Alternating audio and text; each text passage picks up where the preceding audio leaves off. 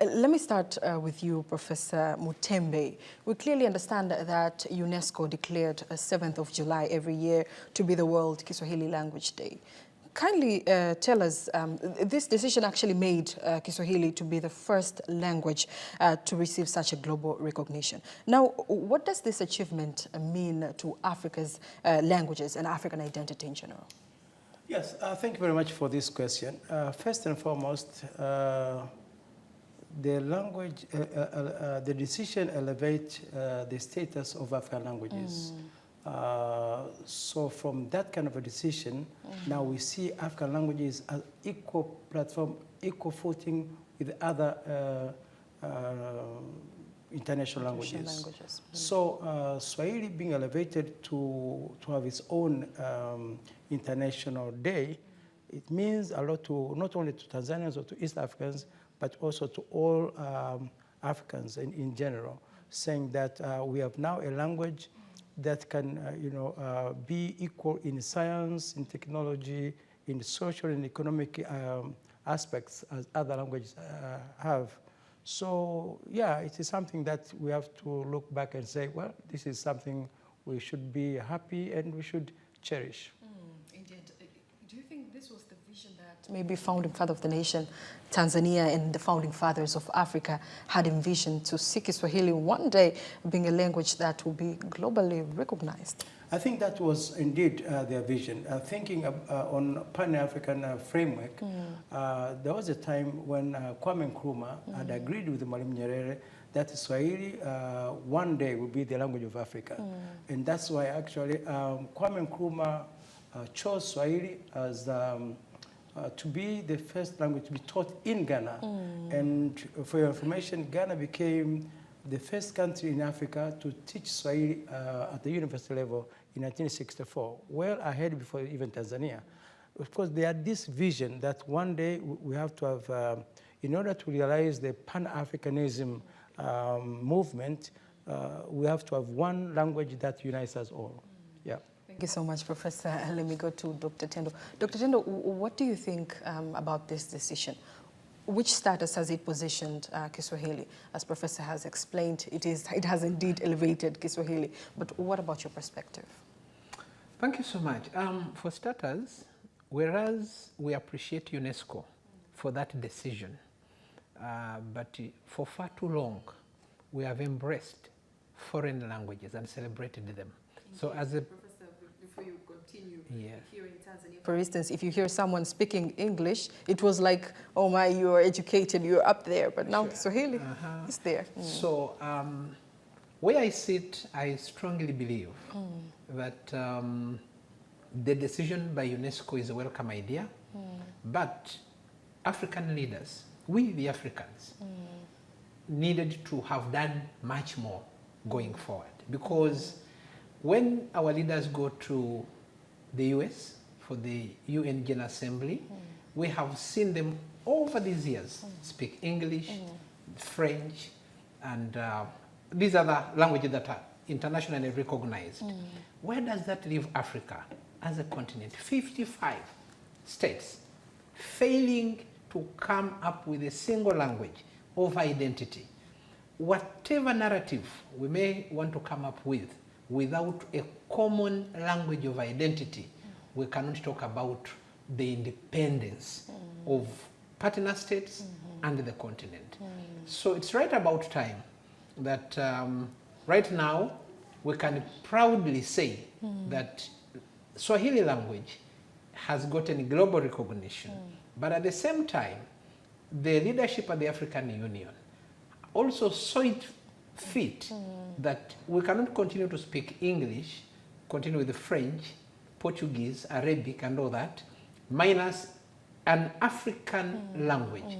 So as we talk now, Swahili has the official working language status at the AU Secretariat in Addis Ababa. So to me, it's a welcome idea, but it's upon us, Africans, to know that this is our own language. We need to push for it so that at the global stage, it's about what you present. If you don't have anything to present, then you shall adopt what is already presented it to you. And Yes. Dr. Tendo, this is such a big achievement now that we're having Kiswahili at the African Union. Kiswahili is recognized globally. But I was just curious, why had the process now delayed for over the years, you know, from the liberation era up to date? Now is the time that we're recognizing Kiswahili. What was happening all along the way?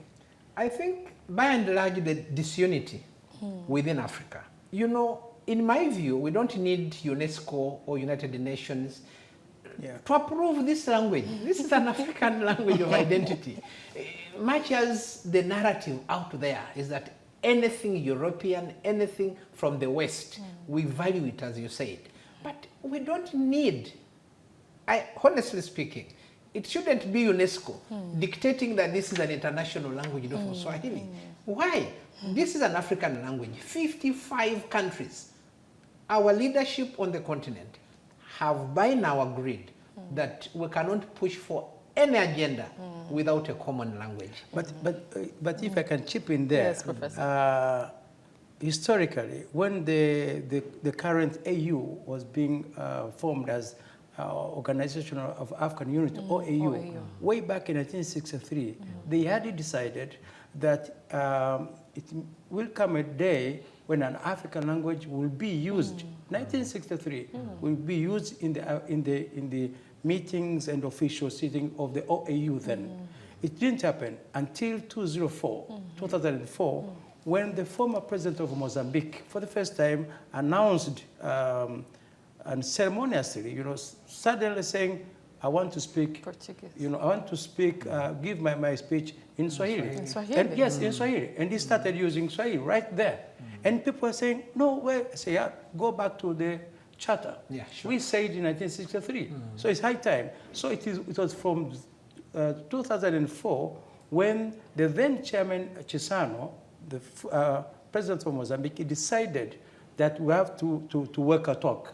So he gave a speech in Kiswahili, of course, with the support of other Swahili-speaking countries. Then they started working on how now to realize our dream, the forefathers' dream, that we ought to have an African language that will be officially in AU meetings. So the decision now that, you know, it has been accepted officially as a working language, a language of wider communication, tells you the history of promoting the language across the board. Yeah. Indeed. And Yes, maybe additionally, the willingness, we have seen the will from some of the leaders on the continent.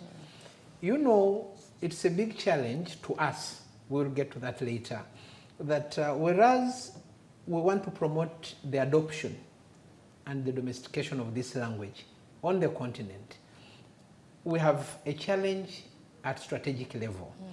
You know, when you look at our national assemblies across board in Africa, even here in East Africa, the origin of Swahili language, most of the partner states are still holding on to the colonial master's language in our national parliaments. Now, this also limits effective representation.